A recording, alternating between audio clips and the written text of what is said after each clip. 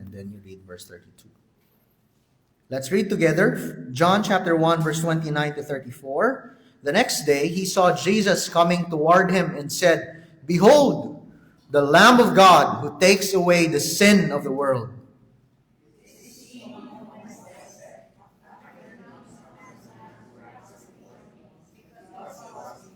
I myself did not know him, but for this purpose I came baptizing with water, that he might be revealed to Israel."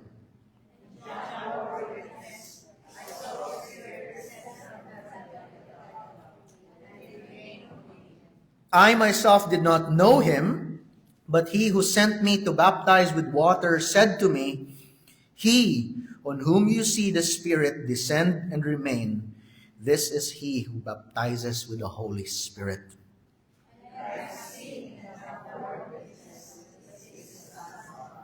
Once again, let's pray. Father, may you bless the reading and the preaching of your word. May you speak to us. May you call us to yourself. May you break, Lord, our hard hearts. May you nourish our understanding of who Christ is. We ask this in the name of your Son. Holy Spirit, work in our midst this morning. In Jesus' name we pray. Amen and amen. You may now be seated.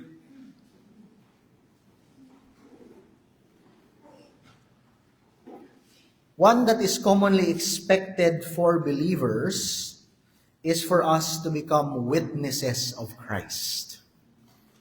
Witnesses. In a sense, there is an office of evangelist in the New Testament, but all Christians, in a sense, are evangelists.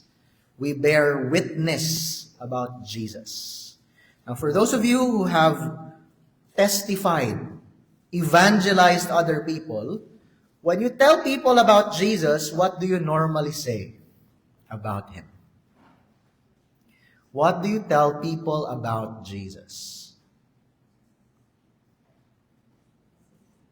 If they're going to believe what you say, and if you're going to become a faithful witness, of course, what we tell people about Jesus should only be based on what the Scripture teaches about Jesus.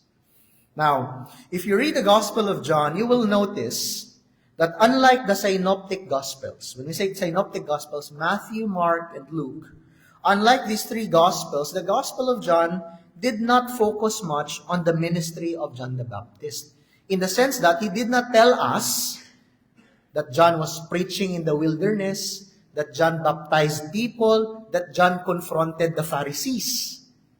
Rather, the author of this gospel, John the Evangelist, focuses on what John the Baptist had to say about Jesus. So it's more about his words than his works. That's because that's the purpose of this gospel. Remember, the purpose of John is to evangelize, to prove, to persuade people that Jesus is the Christ, the Son of God. And John the Baptist is a key witness to that claim. That's why the focus is more on what does John say about Jesus? What is John's testimony about Jesus? If verses 19 to 28 focuses on the identity of John the Baptist, who is he? He is the voice. He prepares the way of the Lord. Verses 29 to 34 is connected to that in the sense that now we hear from John the Baptist what he has to say about the identity of Jesus. So who is John? Now, who is Jesus? And what is John's testimony about Jesus? We need to know this because remember, as John chapter 1 verse 6 to 8 tells us, there was a man sent from God, his name was John. He came as a witness that all might believe through him. If we are going to believe what John says about Jesus, we need to know what is his testimony about Jesus. And here, the first thing that John tells us about Jesus is that he is the Lamb of God. Look at verse 29. The next day, meaning the next day after his confrontation with the religious delegates, meaning this happened in Bethany across Jordan. The next day, he saw Jesus coming toward him and said, "Behold, the Lamb of God who takes away the sin of the world." This is John publicly testifying to the people around him, "This is he that I am preparing the way for." He was testifying to people, Jesus is the Lamb, the sacrifice, who will take away the sin of the world. Now, when John calls Jesus the Lamb of God, he does not only speak about the gentleness of Christ's character, although that is true, but he also, and is primarily talking about the propitiatory work of Christ. Propitiation. It's a mouthful. But it simply means that a sacrifice had to be made to appease the wrath of God. And that is clearly taught throughout the Old Testament. In the passage which we have read, please open your Bibles again to Exodus 29. We listen to how God instructed Moses and the priests with regards to sacrifice. He commanded them in Exodus 29, verse 38 to 46, to daily make an offering. What's the purpose of an offering? It's to appease the wrath of God, so that judgment will not break out in their camp. Remember, God's people, though redeemed, are still sinners. And God must punish sin. And what's the provision so that his judgment will not break out against the camp? It's for a daily sacrifice to be made. A lamb must be offered in the morning and in the evening, in the twilight, day by day. Verse 42 says, "It shall be a regular burnt offering throughout your generations at the entrance of the tent of meeting before the Lord, where I will meet with you to speak with you there." In other words, for a Jewish mind, they know that when John the Baptist talks about the Lamb of God who takes away the sin of the world, they will think about the sacrifice. The sacrifice that is provisionary, as commanded in the Old Testament, to take away the sins of his people. In fact, they have this one day in their calendar wherein a goat will be used as a scapegoat, wherein the priest will confess there the sins of God's people, and another goat will confess there the sins of God's people. One will die, and the other will be let outside the camp. The picture is that the sins of God's people will be taken away. But here John is saying, Jesus is the great sacrifice who takes away not just the sin of one individual, the sin of the world, the sin of humankind. He is the Lamb of God, as promised to Abraham. Remember Genesis 22? When he was about to offer Isaac, his only son, God provided a ram. But here, in an even greater sense, Jesus, the Lamb of God, the Lamb who comes from God. If you read the Old Testament, if you sin, you will be the one to prepare the lamb. It's your lamb who will be offered. But here, the lamb that will take away the sin of the world is the Lamb of God.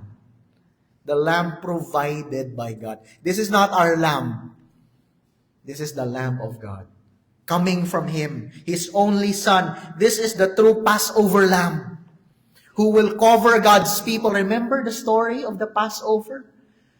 When God visited, when that angel of death visited Egypt, and God commanded the families, take out a lamb, sacrifice it, put blood on your doorpost, eat the lamb for yourself, and then when the judgment passes, God will pass over you. That's clear in their mind, especially for those who know about the punishment for sin is death. They need a sacrifice to take away their sin. In fact, Isaiah 53 prophesied that there will be a Messiah who will be like a lamb led to the slaughter, who will bear the sins of his people. Turn with me to Isaiah 53 and let's read together this magnificent chapter. Talking about the Lamb of God, the servant of God who will bear the sins of God's people, who will be like a lamb who will not even cry out. Like a lamb led to the slaughter. Turn with me to verse 4. Surely he has borne our griefs and carried our sorrows. Yet we esteemed him stricken, smitten by God, and afflicted. But he was pierced for our transgressions. He was crushed for our iniquities. Upon him was the chastisement that brought us peace, and with his wounds we are healed. All we like sheep have gone astray. We have turned everyone to his own way, and the Lord has laid on him the iniquity of us all. He was oppressed, he was afflicted, yet he opened not his mouth. Like a lamb that is led to the slaughter. Like a sheep that before its shearers is silent, so he opened not his mouth. By oppression in judgment he was taken away. And as for his generation, who considered that he was cut off out of the land of the living, stricken for the transgression of my people. And they made his grave with the wicked, and with a rich man in his death, although he had done no violence, and there was no deceit in his mouth, yet it was the will of the Lord to crush him. He, God, has put him to grief. When his soul makes an offering for guilt, he shall see his offspring. He shall prolong his days. The will of the Lord shall prosper in his hand. Jesus Christ, the Lamb of God, will take away the sin of the world when he died on the cross. When our sins was counted upon him. All our lies, all our pride, all our selfishness, all our lusts, all our evil thoughts, all our gossips, all our slanders, it was laid upon him on the cross. He took away our sins and nailed it upon that tree, so that that sin will be dealt with, and God's judgment as the holy God will be satisfied. But his wrath will not come upon us.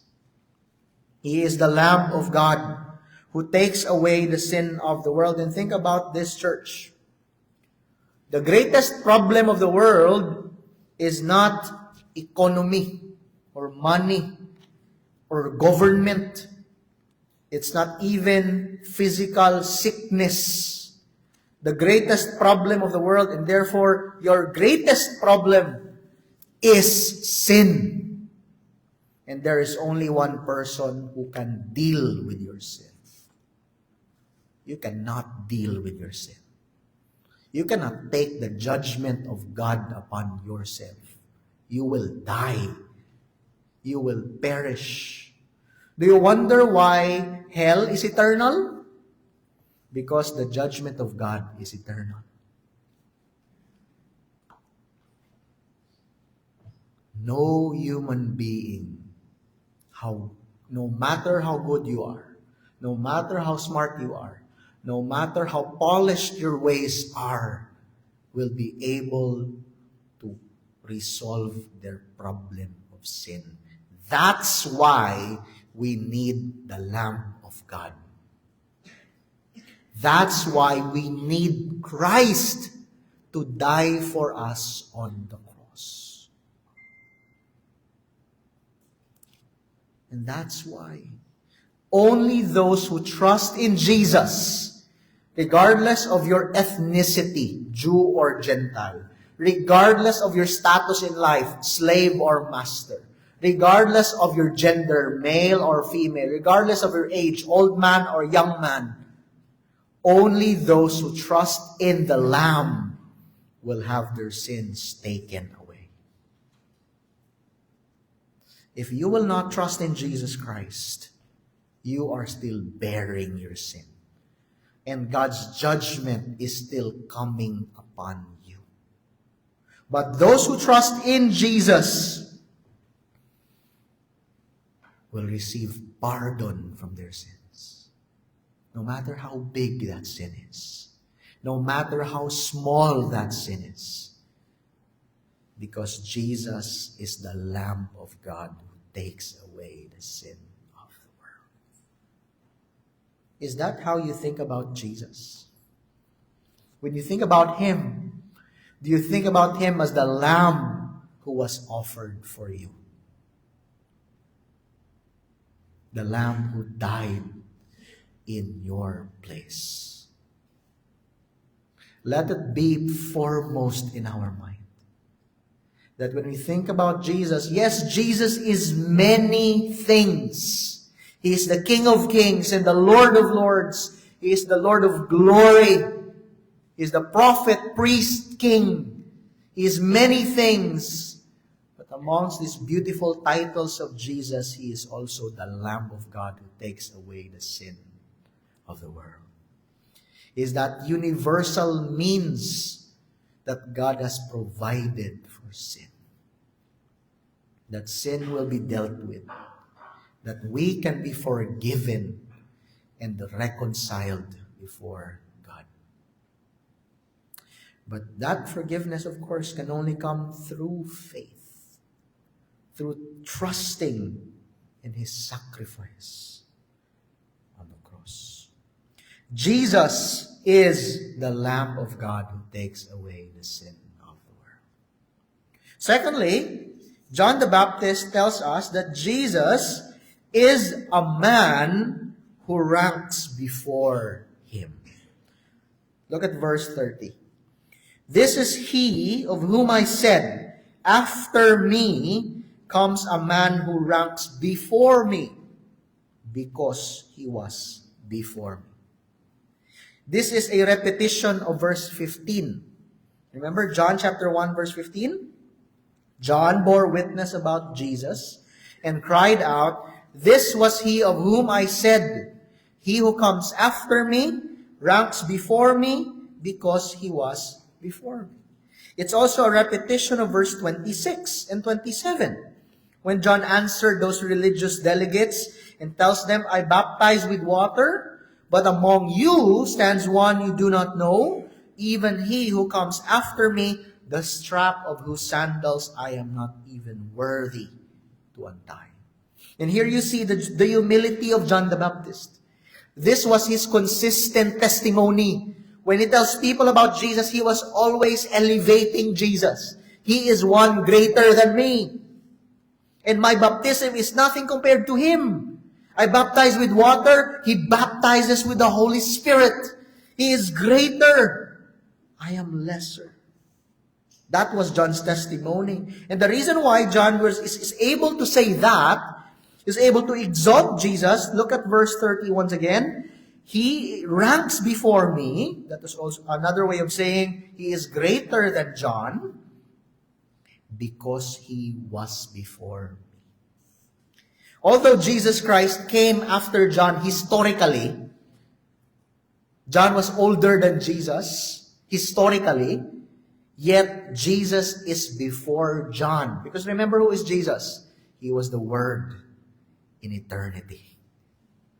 He existed before the world began. And that's a point, that's a callback to John chapter 1, verse 1.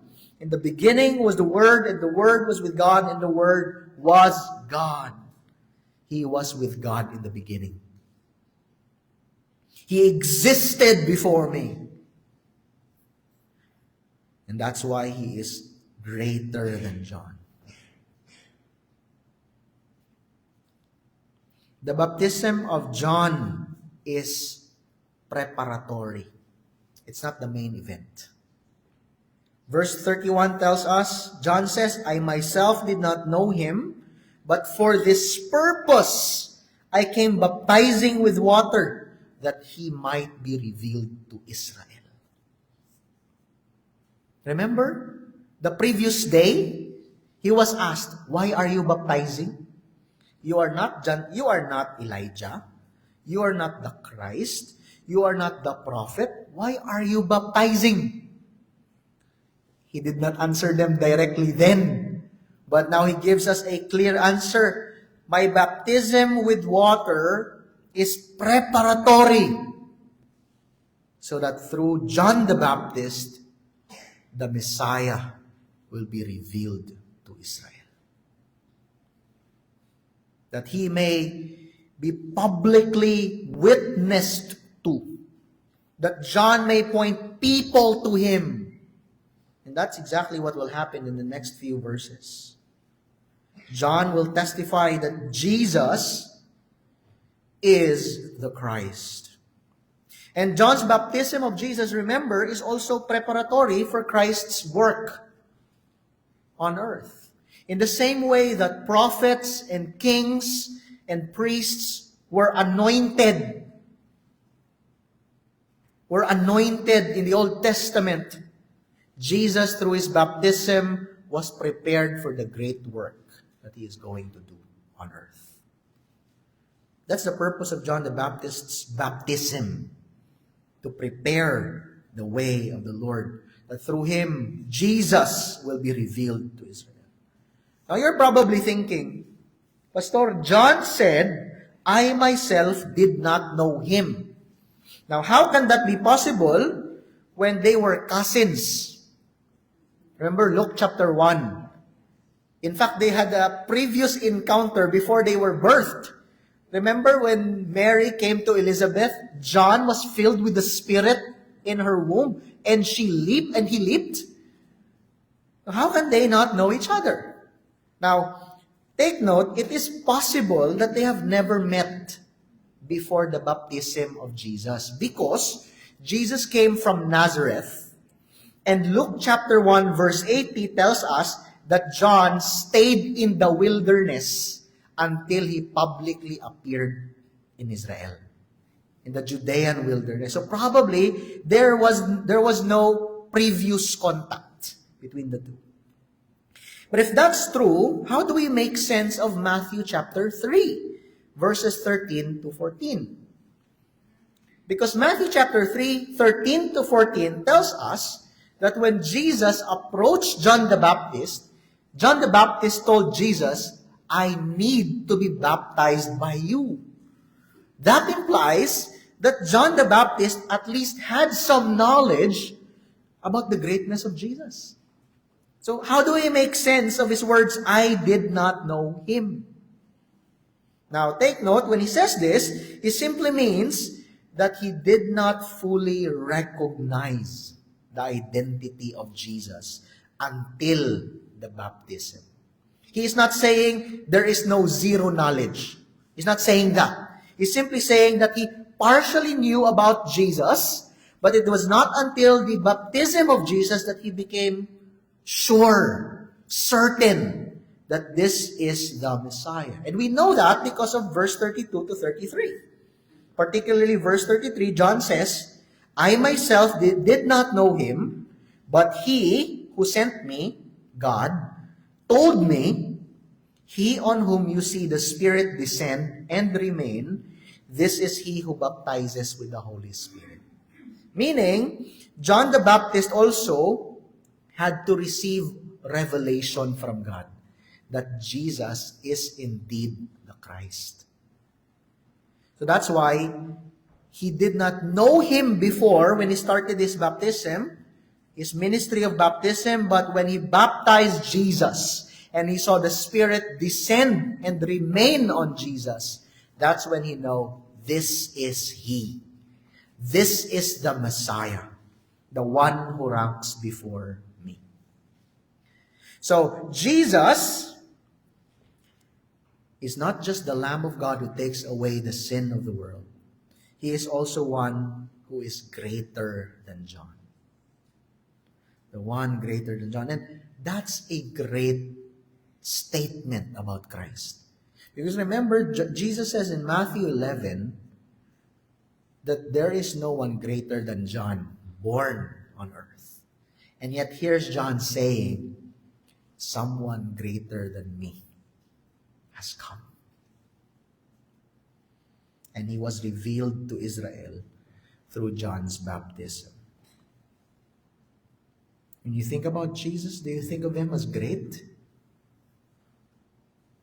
When you entertain thoughts about Jesus, do you think of him as someone that even John the Baptist is not worthy to untie his sandals? As great as John is, he was a prophet, remember. And yet, he stoops down in humility compared to Christ. Jesus is the man. He's a man, take note. But he ranks before John because he was before John. And you see there, his dual nature. He is both man and God. That's why he is greater than any man. So he was the lamb before, he was the lamb who takes away the sin of the world. He was a man who ranks before John. Thirdly, he is the man on whom the Spirit descended and remained. Look at verse 32 to 33. And John bore witness. I saw the Spirit descend from heaven like a dove, and it remained on him. I myself did not know him, but he who sent me, God, to baptize with water, said to me, he on whom you see the Spirit descend and remain, this is he who baptizes with the Holy Spirit. Here, John is giving his testimony about what happened in Christ's baptism.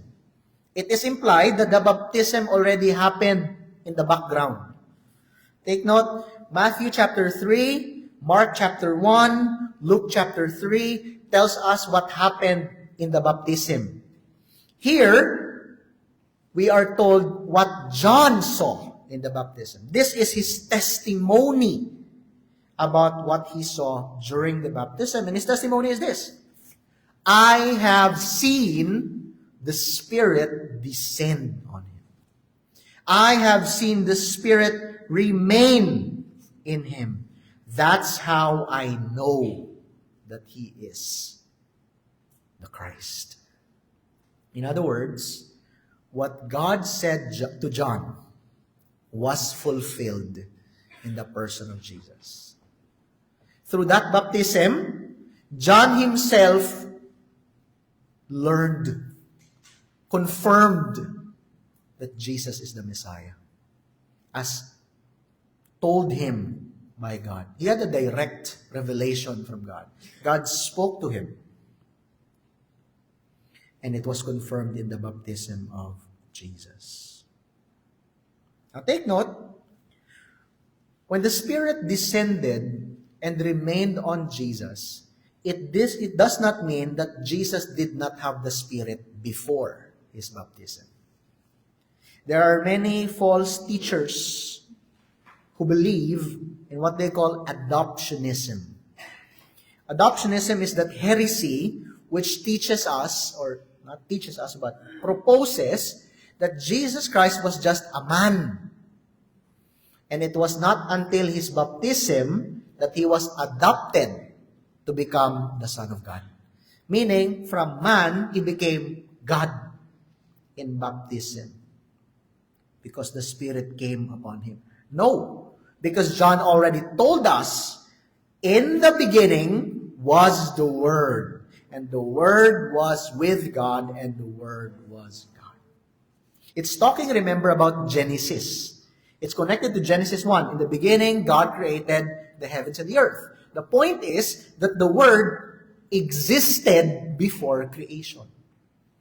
Before may gintuga ang Ginoo, ara na ang Word. Ara na si God. And if you go back to Genesis chapter 1, it tells them that the Spirit is also there. The triune God, eternally existing in three persons. So no, Jesus did not possess the Spirit only during His baptism. He already had the Spirit before He incarnated. But here, the point of the descending and the remaining of the Spirit is to confirm with John the Baptist that He is the Messiah. And it was to show that He is uniquely empowered by God to do His ministry. Now, in the Old Testament, remember this. The Spirit of God many times has temporarily descended on individual persons. That's the point of the anointing of kings and priests and prophets. Remember when David was anointed by Samuel, the Spirit descended on David to empower him to become the righteous king of Israel. That's true in the Old Testament. But you will never see there explicitly said that the Spirit remained on the person. Only temporarily descended. Never explicitly remained. That's what separates Jesus from all of those men. Because Jesus, the Spirit descended on Him and remained on Him. He is the Messiah promised by Isaiah. Now, if you can turn with me to the book of Isaiah, Isaiah spoke of the Messiah as the one who will have the Spirit of God dwell in Him. Look at Isaiah chapter 11, verse 2. You look at 3 chapters. Isaiah 11, Isaiah 40, and Isaiah 61. This shows us that Isaiah is consistent in telling us that the Messiah will have the Spirit of God dwell upon Him. Look at verse 11. Isaiah 11, verse 2.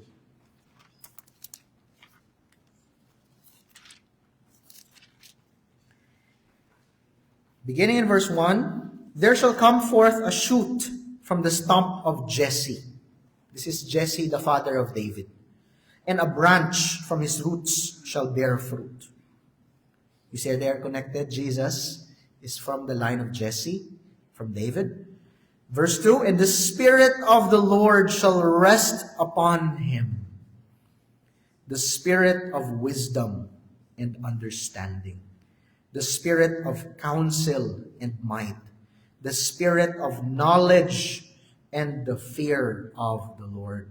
And his delight shall be in the fear of the Lord. He shall not judge by what his eyes see, or decide disputes by what his eyes or ears hear, but with righteousness he shall judge the poor, and decide with equity for the meek of the earth. And he shall strike the earth with the rod of his mouth, and with the breath of his lips he shall kill the wicked. Righteousness shall be the belt of his waist, and faithfulness the belt of his loins. The righteous branch from the line of Jesse is Jesus, he on whom the Spirit dwells. Next, turn with me to Isaiah 42, verses 1 and 2. Isaiah 42, verses 1 and 2. Behold, my servant whom I uphold, my chosen, in whom my soul delights. I have put my Spirit upon him. He will bring forth justice to the nations. See, the servant, who is the same servant in Isaiah 53, the lamb there, is also the one in whom the Spirit of God dwells. Then lastly, turn with me to Isaiah 61 Isaiah 61 verse 1. And here, the Lord is prophesying through Isaiah about that age to come. The Messianic age. He says, "The Spirit of the Lord God is upon me, because the Lord has anointed me to bring good news to the poor.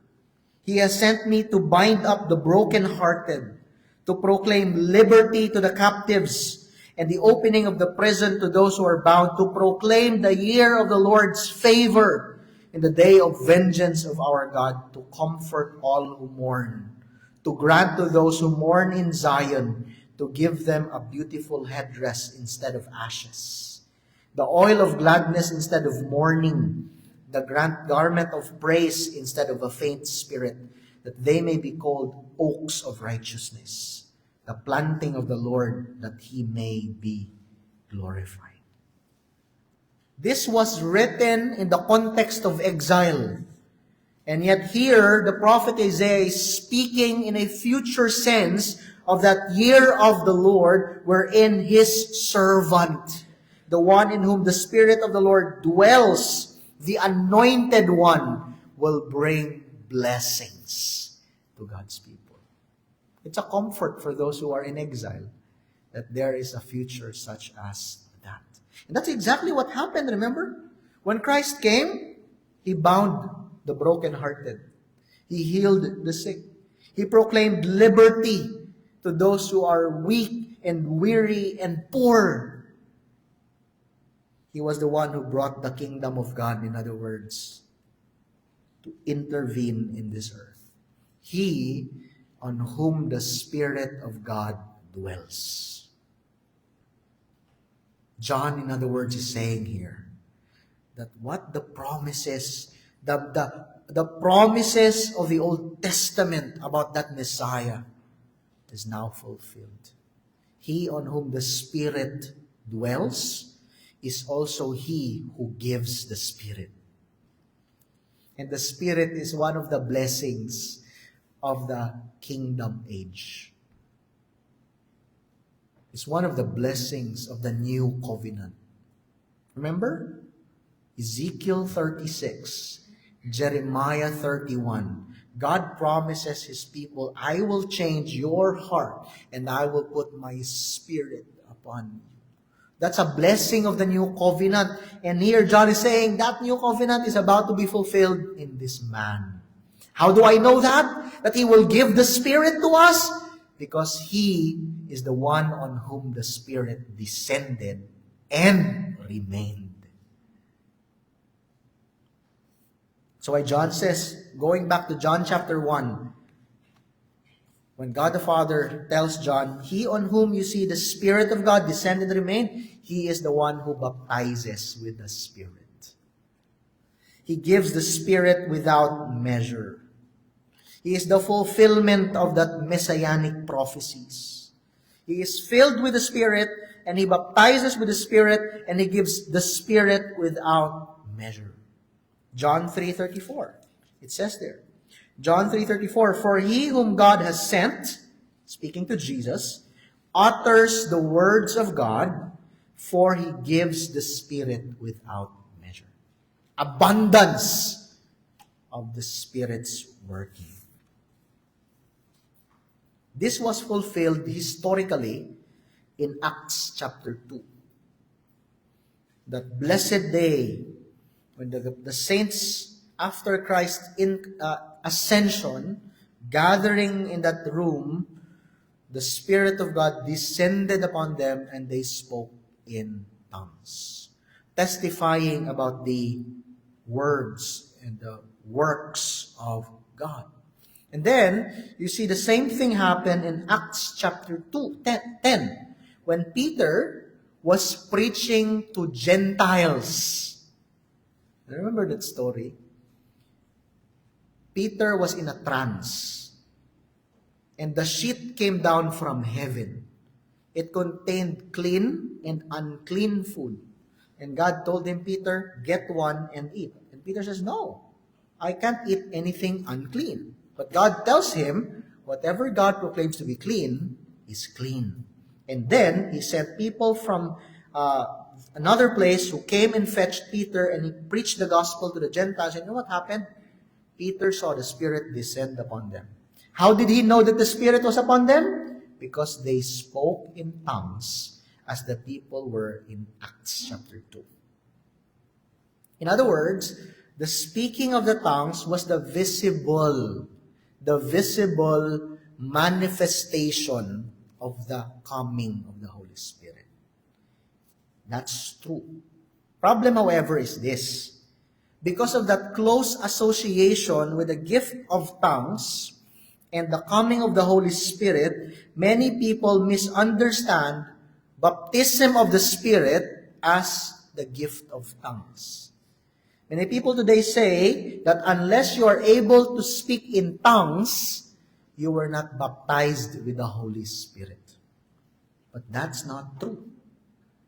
What they fail to understand is that these two events, Acts chapter 10 and Acts chapter 2, are key events in the life of the church that needed that visible sign. Because remember, the church began, in a sense, Acts chapter 2.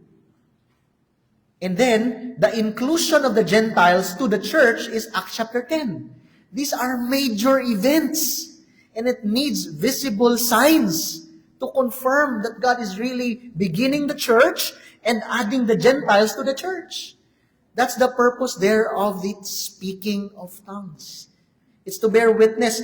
The speaking of tongues is never meant to be used as a standard to indicate whether a person has been baptized with the Spirit or not. It is a descriptive narrative. It is not prescriptive. Meaning, Luke is not saying that everyone who is baptized with the Spirit must speak in tongues. No, it's not saying that. In fact, there are indications in the New Testament that there were many people who received the Spirit and they did not speak in tongues. But they were as baptized in the Spirit as those who were people in Acts chapter 2 and Acts chapter 10. In other words, you must be careful that we do not use this as a standard, especially in a situation where there is rampant confusion and misuse of the speaking of tongues, as we see in many churches and many Christians today. So while we do not deny that the gift of tongues is the visible manifestation of the Spirit in Acts 2 and 10, we must be careful that we do not use that as the standard. So then the question is, what is baptism of the Spirit? What does John mean that Christ will baptize people with the Holy Spirit? Actually, it's less dramatic than many people want. Baptism of the Spirit simply means that Christ gives us the Spirit through whom we are born again, through whom we are regenerated. You see that in John chapter 3 verse 5. Now take note, I'm saying it's less dramatic. I'm not saying it's less spiritual. John 3 verse 5 says, Jesus answered Nicodemus, "Truly, truly, I say to you, unless one is born of water and the Spirit, he cannot enter the kingdom of God." You see the association, water and Spirit. Water is used for cleansing. 36. We will study John 3 later on, but Ezekiel 36 prophesies that God will wash us clean with the water and He will put His Spirit upon us. In other words, the point of the baptism of the Spirit is not so that we might show visible manifestations of speaking in tongues, but so that we may be born again. To be born again is not to be in a religion. To be born again is to have that spiritual experience wherein you were dead before, but now you are alive. It's to be given spiritual life and light. John 6:63 says to us,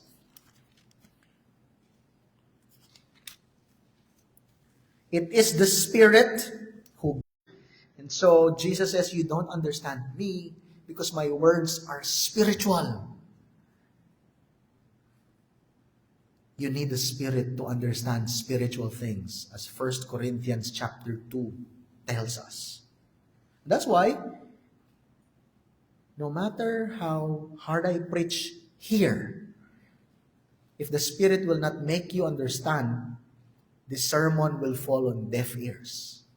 That's why when your Spirit is not yet working and illuminating the Jesus Christ brings, He gives us the Spirit of truth, as we will see in John 14, 15, and 16. The Spirit of truth bears witness that Jesus is the Christ. How are you convinced that Jesus is the Christ and the Jew now in Palestine is not? Because the Spirit opened your eyes to see. The Spirit of truth is one whom Jesus gives to us. He is the promised helper. And that's what John is saying. The one whom the Spirit dwells is the one who alone can baptize us with the Spirit. And you need to be baptized with the Spirit, brethren. Otherwise, you will not be saved. I can baptize you. Many pastors can baptize you. A priest can baptize you. But unless Jesus baptizes you with the Spirit, you are not saved. Have you experienced that Spirit baptism? Or, let me rephrase it, are you born again? Do you have the Spirit in you? You cannot have that from anyone but from Jesus Christ alone. So Jesus is the Lamb of God who takes away the sin of the world. He is the one, the man who is greater than John. And he is the one, or the man, in whom the Spirit descended and remained. Lastly, John the Baptist testifies, he is the Son of God. Look at verse 34. Having seen the Spirit descend on Jesus and remain on Jesus during Christ's baptism, John's conclusion is, and I have seen and have borne witness that this is the Son of God. Some translators translate it as the chosen one of God. And this is a callback to John chapter 1, verse 14. The Word became flesh and dwelt among us, and we have seen His glory, glory as the only Son from the Father. Here, the evangelist, the writer of this gospel, is saying, we have seen His glory. In verse 34, John is saying, I have seen His glory. The Spirit descended on Him. They were firsthand. They experienced firsthand. They saw. They touched. And they're telling us, He is the Son of God. He is the one who is beside the Father. He is the one who makes the Father known. He is the one whom we should believe that we may have life in His name. John 20, 30 to 31. Whatever is written in this gospel has been written so that you may believe that Jesus is the Christ, the Son of God, and by believing in Him, you will have life in His name. And John is pointing us to Christ. He is the Son of God. So Jesus is the Lamb of God, one greater than John, one filled with the Spirit and who gives the Spirit, the Son of God. That is John's testimony about Jesus. The question then is this: is this who Jesus is to you? Is Jesus the Lamb who was offered for your sin? Is Jesus the Son of God to you? Do you recognize His greatness?